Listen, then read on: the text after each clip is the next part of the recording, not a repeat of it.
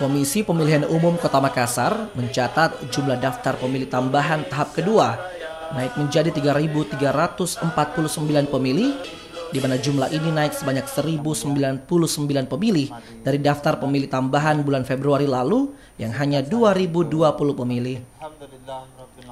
Jumlah DPT tambahan naik setelah KPU menerima permintaan masuk memilih atau formulir A5 dari sejumlah daerah di Indonesia yang terus bertambah.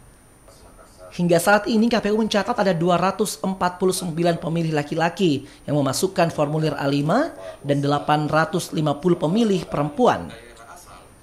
Komisioner KPU Makassar Divisi Perencanaan, Data dan Informasi, Romi Harminto mengatakan, meski telah memasuki pleno kedua, namun jumlah DPT tambahan untuk Kota Makassar masih akan terus bertambah sampai data dari KPU Sulsel masuk.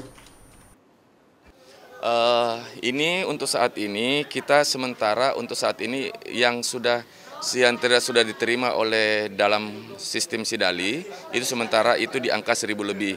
Tapi yang sementara menunggu untuk ditarik dan dipus itu ada di angka 2.000.